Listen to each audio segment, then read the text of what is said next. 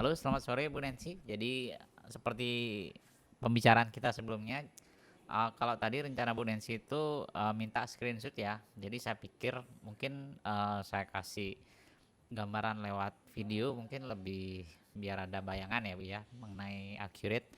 Jadi accurate itu sendiri, jadi kita cukup untuk mengakses lewat lewat web browser Bu.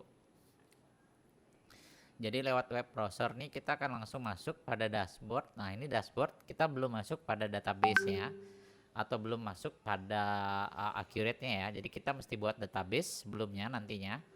Jadi sebagai contoh, ketika sudah membuat database kita akan langsung diarahkan pada dashboard accurate-nya.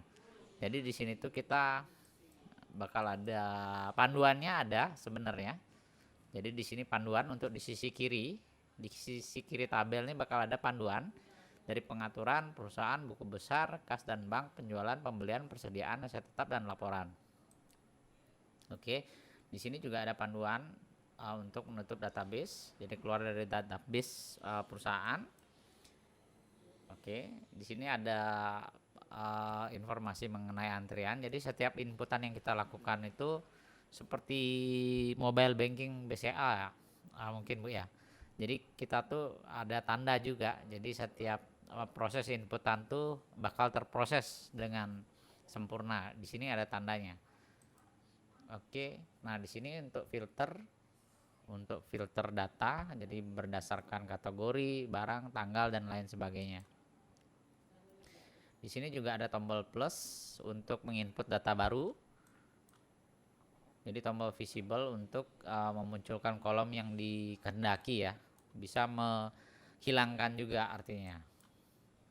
Navigasi untuk formulir untuk yang di sebelah. Jadi pada setiap tab fitur yang ada di samping ini, jadi itu akan ada navigasinya. Jadi dari simpan, rincian jurnal, untuk mencetak, print ke PDF atau download sebagai Excel, nah seperti itu. Jadi mengisi komentar atau kirim sebagai email, lain-lain dan hapus. Nah oke, itu untuk panduan umum biasanya ketika kita masuk di dashboard accurate. Nah jadi secara singkat untuk accurate itu sendiri di tab sebelah sini itu ada pengaturan ya Bu. Jadi pengaturan ini kita bisa mengatur dari pengguna. Jadi pengguna itu pengguna siapa aja yang akan menjadi operator, siapa yang menjadi administrator.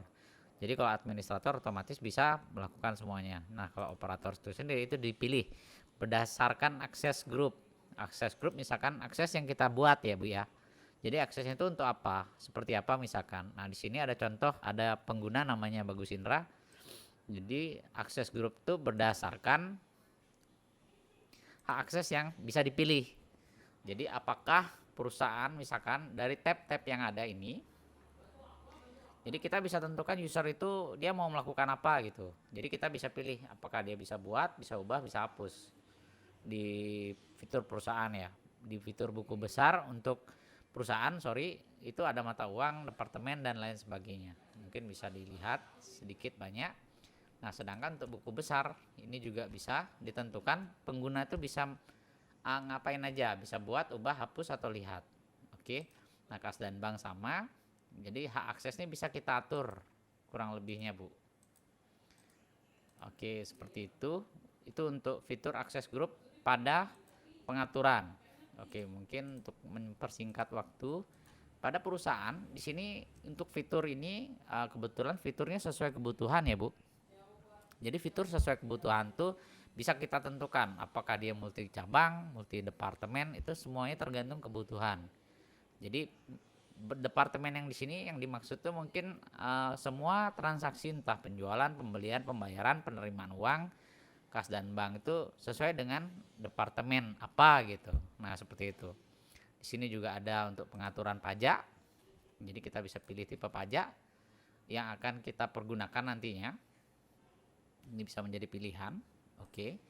Terus untuk berikutnya juga ada syarat pembayaran, pengiriman, karyawan, untuk mengatur gaji dan tunjangan nantinya yang akan dibayarkan pada buku besar, pencatatan gaji. Jadi di sini ada chart of account-nya. Jadi kita kalau misalkan perusahaan punya chart of account sendiri kita bisa gunakan, tapi kalau tidak itu akan ada template dari Accurate untuk akun perkiraannya Bu, atau chart of account. Jadi kita juga ada log aktivitas dan history akun nantinya. Jadi untuk pencatatan gaji dan anggaran ini tergantung kebutuhan untuk inputannya. Nah kurang lebih seperti itu. Untuk kas dan bank di sini untuk pembayaran penerimaan, biasanya pembayaran yang bukan berupa pembelian, penerimaan di sini transaksi atau uang yang masuk bukan dari penjualan, kita catatnya di sini. Nah transfer bank misalkan dari departemen atau cabang itu ada transaksi untuk mengisi kas atau rekening, di sini kita bisa isi. Dimana kita juga kita juga ada fitur Smart Link Internet Banking ya Bu. Jadi di sini tuh kita bisa pilih. Di sini kita tujuannya itu untuk rekonsiliasi bank. Nah di sini. Jadi rekonsiliasi di sini maksudnya, jadi rekening bank mutasi akhirnya itu bisa terlihat di mana jurnal Accurate menjadi pendampingnya. Jadi kita bisa melakukan pencocokan data. Ya ini real time. Oke seperti itu. Karena di Smart Link Internet Banking ini itu ada pilihannya. Jadi kalau misalkan Ibu lihat ada klik BCA Business API di sini itu otomatis terkoneksi dengan fitur dari Bank BCA langsung. Jadi untuk mengakses data dari nasabah. Nah, seperti itu. Itu ada. Oke, berikutnya mungkin di fitur penjualan. Kalau di fitur penjualan mungkin secara umum. Jadi di sini saya jelaskan secara cepat. Jadi faktur penjualan seperti ini, misalkan kita mengadakan penjualan, kita tinggal pilih pelanggan, nomor faktur secara otomatis ataupun manual itu bisa. Transaksinya untuk kita jual di tanggal 19, misalkan ada anti gores iPhone 5s. Nah di sini kita bisa tentukan kuantitasnya berdasarkan satuan yang mungkin ada di setup, di setting dari barang itu sendiri. Harganya apakah kita mau isi diskon, diskonnya itu juga bisa bertingkat Bu ya, artinya 5 plus 1% misalkan seperti itu, atau langsung menghitung dia. Oke, atau kita mau tetapkan dengan pajak atau enggak, itu kita juga yang mengatur. Jadi gudang di mana, gudang untuk stok barang. Penjual kita juga bisa tetapkan. Jadi kalau misalkan nanti ada proyek, per project pun kita bisa lakukan penjualan per cabang dan per departemen. Nah seperti itu. Itu kalau kita aktifkan fitur multi cabang, komisi penjual dan atau departemen. Nah, itu bisa dipilih. Jadi tinggal dikaitkan saja. Oke. Nah misalkan di sini yang menariknya itu kita tinggal membuat faktur nih. Jadi di mana faktur nih kita bisa langsung lakukan proses pembayaran. Oke, sorry. Jadi kita bisa langsung lakukan proses pembayaran. Jadi 47.000 misalkan seperti itu, karena kita dapat diskon 5 plus 1 tadi. Jadi kita tinggal langsung lakukan pembayaran. Oke, bentuk laporannya seperti ini. Jadi kita ada 200 jenis laporan, Bu. Jadi ada laba rugi standar. Jadi dari keuangan sendiri kita ada laba rugi multi periode segala macam. Nah, terus bentuk neracanya itu kita neraca jurnal itu tidak kita input secara manual. Semuanya terinput berdasarkan fitur postingan ya Bu ya. Artinya kita lakukan penjualan, keluarkan faktur, lakukan penerimaan penjualan, otomatis sudah ngejurnal sendiri otomatis. Nah sama ada halnya dengan pembelian, kita ketika terima faktur, invoice, kita bayar, kita catat, dan itu sudah langsung jadi neraca. Nah seperti itu. Mungkin untuk contoh neracanya seperti ini. Jadi neraca ini sudah otomatis terbentuk ketika kita melakukan aktivitas keuangan. Nah seperti itu. Oke, jadi akan langsung terbentuk. Berikut kurang lebih. Ini kita bisa cetak. Ya, jadi kita bisa print. Sama halnya kalau misalkan seperti obrolan kita sebelumnya, ini kita bisa ekspor menjadi Excel. Itu juga bisa. Jadi bentuknya seperti ini. Mungkin lebih tepatnya biar saya perlihatkan nih Excel. Jadi berdasarkan laporan yang dibuat. Jadi Excelnya seperti ini. Oke, ini juga kita bisa memorize seandainya desain laporan ini cocok untuk kita. Jadi kita bisa lakukan memorize. Kalau seandainya kita adakan perubahan sedikit untuk modifikasi, kita mau isi persen total misalkan, atau pada detail itu kita mau tambahkan sesuatu misalkan seperti itu, atau ada yang kita mau hilangkan, atau ada baris yang mau kita kosongkan, itu kita bisa. Dari penyaringan, header dan footernya masih bisa dirubah, halaman, huruf, angka, modifikasi baris masih bisa. Nah itu untuk dari accurate kurang lebih Bu ya, dari accurate backend untuk laporannya. Selebihnya kita untuk stok barang, kita juga ada gudang, multi gudang, pemindahan barang dari gudang kalau dibutuhkan. Seandainya permintaan barang, pekerjaan pesanan di sini maksudnya itu ada produksi sederhana. Jadi kita misalkan menjual furniture yang kita buat dari kayu misalnya seperti itu. Kita rangkai kayunya, kita jual sebagai furniture. Nah itu di pekerjaan pesanan ini kita bisa atur. Oke seperti itu. Nah untuk fitur aset di sini kita ada pilihannya untuk kategori asetnya itu sendiri. Metode penyusutannya kita bisa pilih Bu. Jadi penyusutannya itu mengikuti metode angka tahun, saldo menurun atau tidak terdepresiasi, kuantitasnya berapa, umur aset berapa, itu bisa kita tentukan. Kita tentukan namanya. Nah, kode aset ini nanti bisa otomatis atau kita bisa isi sendiri informasinya. Kategori aset kita bisa pilih. Info lainnya kalau seandainya dia termasuk dalam akun perkiraan pengeluaran yang khusus untuk mencatat tentang aset. Jadi kita tinggal simpan. Seperti itu. Kurang lebih untuk gambaran accurate online ya Bu ya. Nah, sedangkan Ibu tadi mungkin sempat ngobrol juga ingin melihat tentang kalau misalkan itu dia terkoneksi dengan aplikasi yang kita punya. Jadi aplikasi yang kita punya itu di sini ada Accurate Light dan Accurate POS. Mungkin saya perlihatkan yang Accurate Light saja Bu. Jadi Accurate Light di sini tampilannya lebih sederhana dari Accurate Online. Oke, kita tinggal masuk dan kita tinggal pilih database. Nah ini. Jadi kurang lebih ini yang akan kita lihat kalau misalkan kita menggunakan aplikasinya Bu ya. Jadi kita punya fitur penjualan juga, ada biaya untuk biaya. Nah seperti ini, mungkin bisa digini, bisa diperlihatkan untuk penjualan, faktur penjualan hari ini. Atau kita bisa lakukan penjualan langsung dari sini. Jadi kita bisa cek produk yang mau dijual apa, langsung tambah ke produk. Jadi kita tinggal tambah lihat ke keranjang, kita jual. Ini kita simpan. Kalau seandainya transaksinya kita belum terima uang, kita simpan. Tapi kalau misalkan uang sudah kita terima, kita klik bayar. Nah ini juga kita bisa scan barcode. Jadi untuk metode penjualannya. Oke, jadi kita bisa scan barcode, cetit langsung masuk sebagai faktur penjualan. Oke, seperti itu untuk faktur penjualan.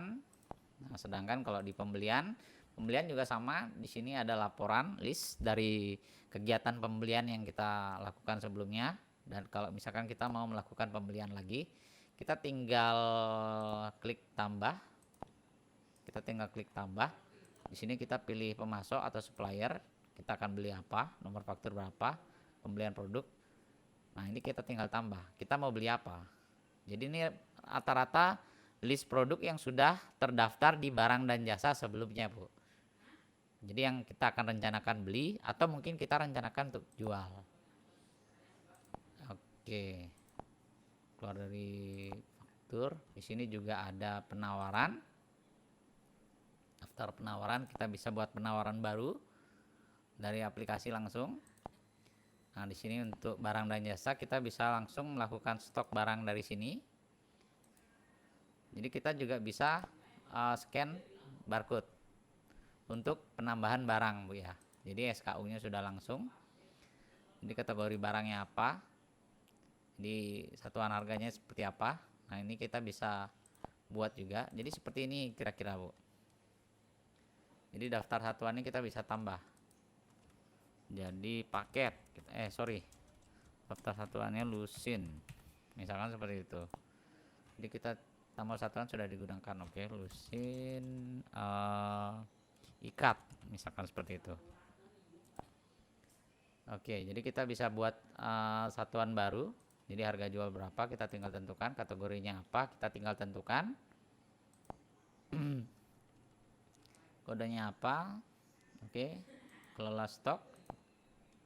Ya, kelola stok produk karena ini persediaan. Jadi misalkan tambah stok di gudang kita juga bisa. Oke. Jadi ini lainnya itu untuk misalkan seandainya ada note tambahan atau produknya itu sendiri membutuhkan gambar, itu bisa. Oke, kita keluar dulu. Nah, di sini untuk stok produk. Nah, untuk pelanggan, untuk kategori konsumen ya, langganan kita di sini kita bisa pilih, kita bisa tambah sama setelah diisikan dengan detail yang ada tinggal disimpan.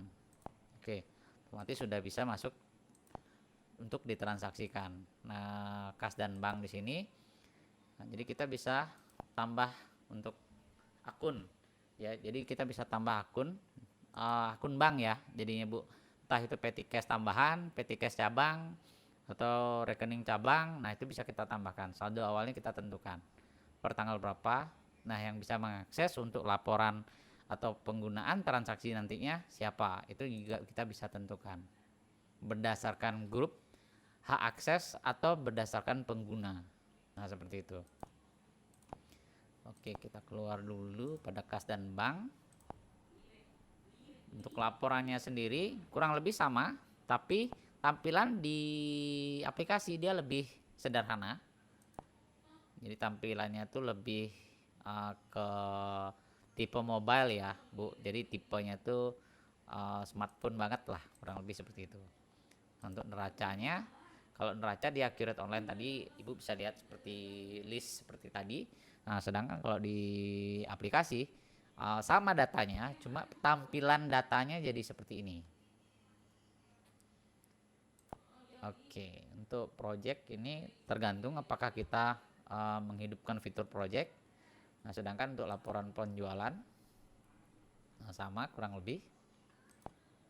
Biaya juga sama. Produk terlaris pun bisa kita cek dari laporan ini. Oke, berikutnya itu untuk supplier. Supplier juga sama, retur penjualan. Ini juga kita bisa atur. Jadi apakah yang akan kita lakukan untuk retur dari faktur yang mana, itu nanti tinggal ditambahkan. Nah, seperti itu, tinggal disimpan ketika sudah kita melakukan pencatatan untuk retur penjualan. Sedangkan berikutnya itu supplier, tinggal kita tambahkan aja dari supplier list yang sudah ada, kita tinggal tambah dengan informasi yang ada yang dibutuhkan, simpan, dan nantinya supplier tersebut bisa kita masukkan dalam daftar transaksi ya. Oke, seperti itu. Pindah produk. Nah, pindah produk di sini untuk pindah cabang biasanya Bu, pindah gudang ya. Untuk pindah ke gudang, dari gudang mana ke gudang mana. Oke, itu pun kalau dibutuhkan. Oke, sedangkan untuk cabang sendiri, fitur cabang kalau misalkan Ibu aktifkan, jadi nanti akan ada sebenarnya transaksi penjualan, pembelian, biaya, ada pembayaran segala macam, itu transaksi akan dilakukan oleh cabang A atau B atau C ya, misalkan seperti itu. Itu bisa kita aktifkan.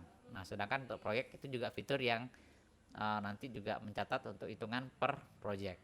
Jadi agar kita bisa menghitung lebih detail untuk pengeluaran per proyek atau profit and loss lah untuk per project.